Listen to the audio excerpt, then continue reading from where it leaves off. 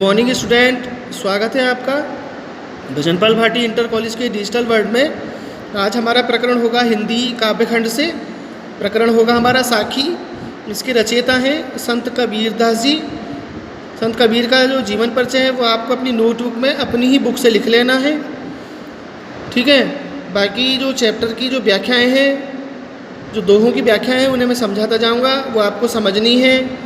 जब chapter complete हो जाएगा तब आपको बता दी जाएगी कौन कौन सी व्याख्याएँ हैं, आपको कौन कौन से दोहे जो हैं वो अपनी नोटबुक में आपको लिखने हैं, ठीक है। तो सबसे पहले चलते हैं कि बलिहारी गुरु आपने गोहाणी के बार, जिन मानस ते देवता करत ने लागी बार, कबीरा करत ने लागी बार।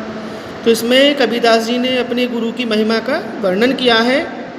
इसका जो प्रसंग है यहाँ ये लिख सकते हो कि कबीरदास जी ने अपने गुरु के प्रति अपनी भक्ति भावना को व्यक्त किया है, ठीक है।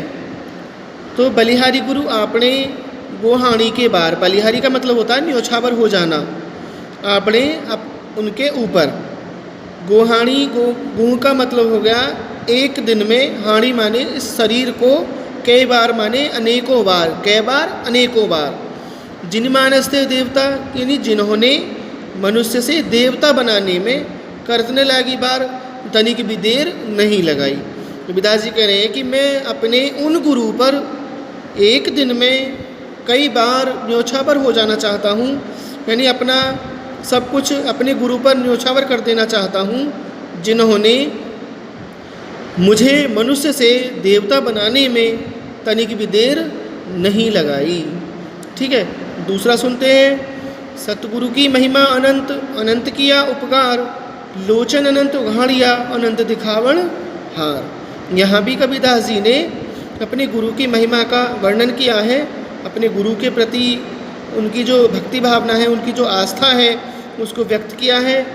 कह रहे हैं कि सतगुरु की महिमा अनंत, अनंत का जो मतलब है वो असीमित है, यानी जिसकी कोई सीमा ही ना हो, जिसका कोई अंत ही ना हो।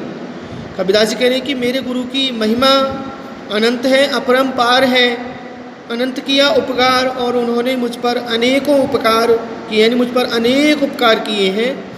लोचन अनंत उघाड़ियाँ, उन्होंने मेरे कभी न खुलने वाले नेत्रों को खोल दिया है। लोचन माने नेत्र है, उघाड़ियाँ का मतलब है खुलना।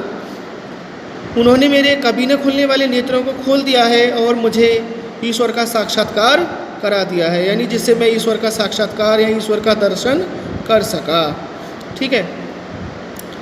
अगला सुनते हैं, दीपक दिया तेल भर, बाती दई ए घट, पूरा किया विसाहुणा, और बहुर ने आवे हट। ए घट का मतलब हो गया जो कभी घटे ही नहीं, यानी समाप्त ना हो, और हट मतलब हो गया बाजार हो गया, हट का मतलब बाजार हो गया, ठीक है। पूरा किया, विषाणुओं का मतलब है जन्म और मृत्यु के चक्र को पूरा कर लेना, बहुरी माने दोबारा। कबीरदास जी कह रहे हैं, यहाँ भी कबीरदास जी ने अपने गुरु की महिमा का वर्णन किया है। कह रहे हैं कि दीपक दिया तेल भर। कबीरदास जी कह रहे हैं कि मेरे गुरु ने मुझे प्रेम रूपी तेल से भरा हुआ ज्ञानमय दीपक दिया है। बाती दई अघट, और उसमें कभी न समाप्त होने वाली बाती दी है। कह रहे हैं कि मेरे गुरु ने मुझे प्रेम रूपी तेल से भरा हुआ ज्ञान में दीपक दिया है, और उसमें कभी न समाप्त होने वाली बाती दी है। पूरा किया विषाणुआ, जिसके प्रकाश में जिससे मैं इस जन्म और मृत्यु के चक्र को पूर्ण कर लूँगा, और मुझे पुनः इस संसार रूपी बाजार में आने की आवश्यकता नहीं पड़ेगी, यानी फिर मैं इस संसार रूपी बाजार में नहीं आऊँगा, इसके चक्र नहीं काटूँगा, ठीक है। अगला सुनते हैं, बूढ़े थे परि उभरे, गुरु की लहर चमक, भेरा देखे जर्जरा, उतर पड़े फरंग। यहाँ पर कबीरदास जी ने गुरु के ज्ञान का वर्णन किया है। बूढ़े थे परि उभरे, बूढ़े का मतलब है डूबना, उभरे का मतलब है उभर जाना, निकल जाना। लहर चमक, गुरु के ज्ञान की लहर। भेरा यानी जो नाव है, भेरा नाव को कहते हैं। जर्जरा का मतलब है टूटी फूटी है। फरंक माने तुरंत ही। कबीरदास जी कह रहे हैं कि मैं लगभग पूर्ण रूप से डूब चुका था, यानी मैं अज्ञान में लगभग पूर्ण रूप से डूब चुका था, लेकिन मैंने जैसे ही गुरु की लहर यानी गुरु के ज्ञान की चमक देखी, यानी गुरु के ज्ञान रूपी लहर की चमक देखी, तो मैंने देखा कि मैं जिस नाव पर सवार हूँ, इसमें लिखा है बेरादे का जरजरा, कि मैं जिस नाव पर सवार हूँ वो बिल्कुल टूटी फूटी है, यानी बेकार है। अतः मैं उस नाव से तुरंत उतर गया और बच गया, यानी स्वयं को बचा लिया। कबीरदास जी कह रहे हैं कि मैं लगभग पूर्ण रूप से अज्ञान में डूब चुका था, लेकिन मैंने जैसे ही गुरु के ज्ञान रूपी लहर की चमक देखी, तो मैंने देखा कि मैं जिस नाव पर सवार हूँ वह बिल्कुल टूटी हुई है, टूटी फूटी है।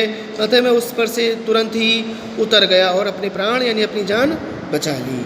ठीक है, 5वां सुनते हैं।